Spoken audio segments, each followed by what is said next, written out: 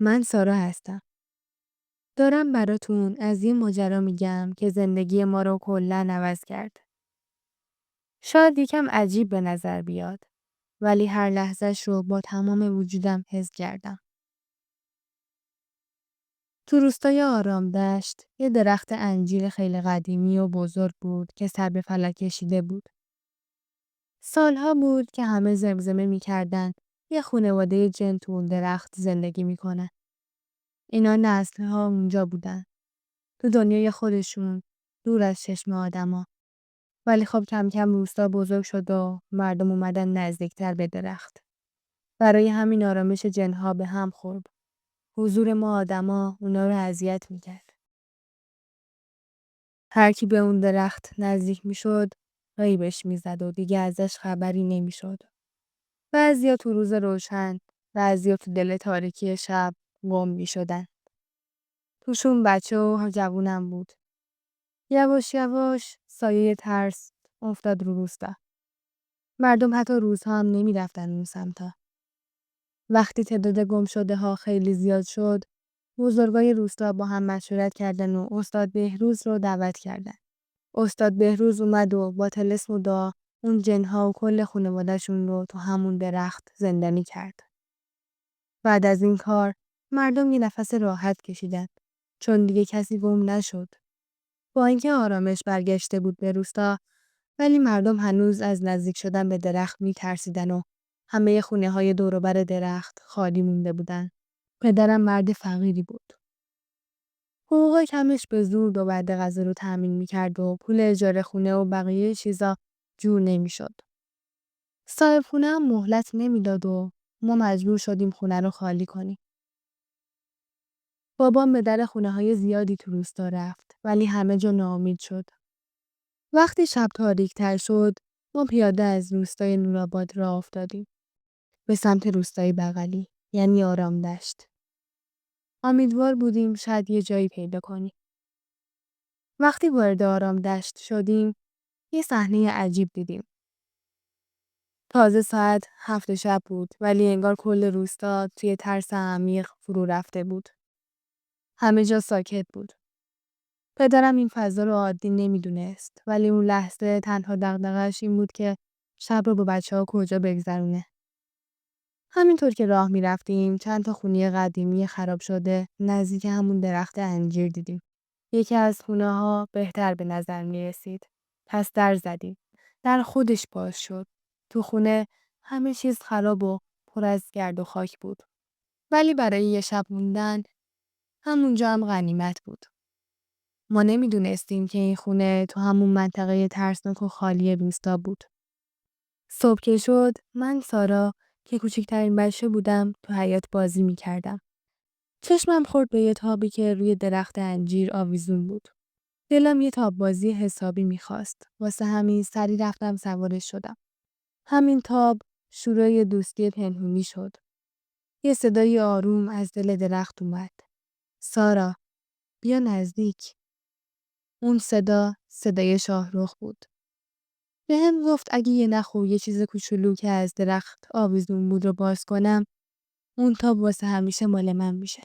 منم که نمیدونستم اون چیه و چه خطری داره، با خوشحالی بازش کردم. همون لحظه شاهرخ، یه پسر خیلی خوشگل ولی یه جورای غیر عادی از پشت درخت ظاهر شد.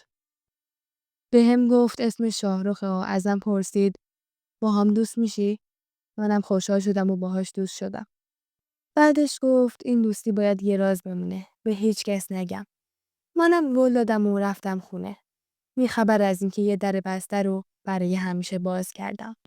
بابا و مامانم تو اون خونه جدید خیلی خوشحال بودن. یواش یواش بیپولیشون هم برطرف شد و اینجوری اون خونه خراب آروم آروم به یه خونه آباد و شاد تبدیل شد. ما بچه هم بزرگ شدیم. دوستی من و شاهرخ خیلی محکم شده بود. شاهرخ هر روز میومد ملاقاتم. منو میبرد گشت و گذار کنار رودخونه میشستیم و کلی حرف میزدیم. همیشه هم خوراکای خوشمزه میآوردیم. منم به گلم پایبند بودم و هیچ وقت این رازو به کسی نگفتم. مردم روستا هنوز از اون درخت انجیر وحشی دوری میکردن ولی تعجب میکردن که چرا خانواده ما هیچ وقت اتفاق بدی براشون نیفتاده و اوضاعشون بهتر شده. فقط من میدونستم چرا. ولی رازم رو نگه داشتم. یه روز طبق معمول زیر درخت انجیر تاب میخوردم و منتظر شاهرخ بودم. یه دفعه یه بوی ناآشنا و تندی حس کردم. تابم بی کنترل شروع به تکون خوردن کرد. یه جن ترسناک با چشای قرمز و یه لبخند عجیب جلوم ظاهر شد. اسمش رو گفت شامان، برادر شاهرخ. اون خیلی بدجنس بود و همون جنی بود که قدیما مردم رو اذیت میکرد. اون باعث شده بود خانواده‌شون زندانی بشن. اون از من خواست باهاش دوست بشم. ولی من ازش متنفر بودم. از اون روز به بعد دیگه آرامش نداشتم. شامان هر روز مزاحمم میشد. تاب رو تکون میداد و صداهای عجیبی در می آورد. بارها ازش خواستم تنهام بذاره ولی فایده نداشت. یه روز دیگه صبرم تموم شد و کلی باهاش بحث کردم و گفتم فرق تو با شاهرخ زمین تا آسمونه. شامان عصبانی شد. روز بعد وقتی شاهرخ طبق معمول برای دیدنم اومد لحنم جدی بود. از شاهرخ پرسیدم غیر از شامان دیگه کیا تو خونتون هستن؟ سری نشانه‌های نگرانی رو صورت شاهرخ پیدا شد. با تعجب پرسید سارا شامان رو از کجا میشناسی؟ جواب دادم دیروز اومد ملاقاتم. گفت برادر توه. با شنیدن این حرف شاهرخ خیلی جدی شد. آهسته گفت شامان خیلی شیطونه. از ترسوندن، اذیت کردن و رنجوندن مردم لذت میبره. هر جنی یکسان نیست. بعضیا خوبن و بعضیا بد. چند سال پیش شامان با چند نفر از همین روستا شوخی کرد. اونا رو ناپدید کرد و همین کارش باعث شد همه ما تو این درخت زندانی بشیم. همون طلسمی که تو باز کردی دلیل زندانی شدن ما بود. شامان به خاطر همین گناه توسط رئیس قبیله جنها زندانی شده بود. حالا مجازاتش تموم شده. واسه همین برگشته. شاهرخ با لحنی نگران به من گفت میترسم شامان بهت آسیب بزنه. طبیعتش تغییر نکرده و اگه دوباره کارهای قدیمیشو شروع کنه ممکنه برات خطرناک باشه. من با سکوت به حرفای شاهرخ گوش دادم. اما حالا برای اولین بار ترس از رازم تو دلم بیدار شد. با بازگشت شامان دوباره تو روستا شیطنت‌های جنها شروع شد. به ویژه با من که اون بارها اذیتم میکرد. اون درخت و تابی که یه زمانی برام پناهگاه آرامش شادی بود، حالا به خاطر شامان تبدیل شده بود به یه جایی پر از بیقراری و ترس. شامان بیشتر وقتا دور و بر درخت ظاهر میشد. گاهی یه دفعه تاب رو شدید تکون میداد، گاهی صدای عجیب در می آورد و گاهی هم تو قالب یه سایه دنبالم میکرد. اون هر بار تلاش میکرد به یه شکلی منو از شاهرخ دور کنه. شامان بارها و بارها جلوم ظاهر میشد و با مهربونی ولی بی‌وقفه میگفت من خیلی تو رو دوست دارم. چرا با من دوست نمیشی؟ من اونقدر هم بد نیستم. میخوام با تو باشم. میخوام خوشحالت کنم. تو چشاش یه نوع لجبازی عجیب بود. ولی من از حضورش شدیداً بدم میومد. نه از حرفاش تاثیر میگرفتم، نه میخواستم بهش نزدیک بشم. هر وقت شامان جلوم ظاهر میشد با یه لحن قاطع میگفتم منو تنها بذار. من با تو دوست نمیشم. از اینجا برو. ولی شامان انگار قصد رفتن نداشت. لجبازیش، حضور همیشگیش و دخالتش تو رابطه شاهرخ و من، همه چیز حالا به یه امتحان جدید برای من تبدیل شده بود. یه روز وقتی طبق معمول زیر درخت انجیر تاب می‌خوردم، شامان رو از دور دیدم که داره میاد سمتم. همین که دیدمش آرامش از صورتم پرید و سایه‌های خشم اومد رو صورتم. سریع از تاب پایین اومدم و با یه لحن تند گفتم تو دوباره اومدی؟ چند بار بهت گفتم منو اذیت نکنی. از اینجا برو. شامان که اون روز با یه نیت خاص اومده بود از قاطعیت من عصبانی شد. چشاش قرمز شد و صداش بلند شد. با تلخی پرسید چرا انقدر از من متنفری؟ شاهرخم یه جنیه ولی تو با اون دوست شدی. پس چرا با من نه؟ من با یه نگاه قاطع بهش خیره شدم و با عصبانیت گفتم آره شما هر دو جن هستین ولی بین تو و شاهرخ زمین تا آسمون فرقه. تو مردم رو اذیت میکنی، میترسونیشون، شیطنت میکنی و شاهرخ اون همیشه خیرخواه من بوده. هیچ وقت از حدش رد نشده. با شنیدن این حرف چهره شامان از خشم قرمز شد. نفسش تند شد و گرمایی از وجودش ساطع میشد. تو همین لحظه شاهرخ هم رسید اونجا. اون سریع موضوع رو فهمید و با یه لحن قاطع به شامان گفت: شامان، از سارا دور باش. اون نمیخواد با تو حرف بزنه. شامان با عصبانیت به شاهرخ نگاه کرد. یه ضربه محکم بهش زد و گفت: تو دخالت نکن. من با سارا حرف میزنم. شاهرخ عقب کشید ولی دیگه تحملش تموم شده بود. اون سریع جلو رفت و بین دو برادر نزاع آغاز شد. از یه طرف شاهرخ که برای محافظت از من می‌جنگید و از طرف دیگه شامان که از لجبازی، حسادت و خشم کور شده بود. زیر درخت، کنار تاب، جایی که یه زمان خنده‌های معصومانه می‌پیچید، حالا یه درگیری سخت و خطرناک بین دو جن در گرفته بود. اون روزا من درگیر امتحان بودم و شبانه روز با تلاش درس می‌خوندم. بیشتر وقت تا دیر وقت بیدار موندم. تو کتابا غرق می‌شدم و هر لحظه سعی می‌کردم درسم رو بهتر کنم. به خاطر این مشغولیت همیشگی وقت نمی‌کردم برم سمت تاب. تابی که یه زمانی مرکز شادی‌های من بود. حالا چند روزی خالی مونده بود. ولی شاهرخ که حالا به من علاقه عمیقی پیدا کرده بود، مشغله منو درک می‌کرد. اون حالا هر شب یواشکی میومد کنار پنجره اتاقم و مینشست. تو سکوت به هم نگاه می‌کرد. در حالی که تو نور مطالعه می‌کردم. تو چشماش فقط عشق، صمیمیت و وفاداری بود. اون ساعتها همینطور می‌نشست، نه چیزی می‌گفت و نه صدایی در می‌آورد. فقط با دیدن من قلبش آروم می‌گرفت. حالا هر دوی ما بدون همدیگه نمیتونستیم زندگی کنیم. حتی اگه به زبون نمی‌آوردیم، قلبمون به حضور همدیگه عادت کرده بود. رابطه‌ای که بین ما بود، ساکت، بی زبون، ولی خیلی عمیق بود. رابطه‌ای که نه دنیا میتونست بفهمه، نه قانونی. نه فاصله‌ای میتونست بشکنتش. این ارتباط من و شاهرخ با گذشت زمان قوی‌تر میشد.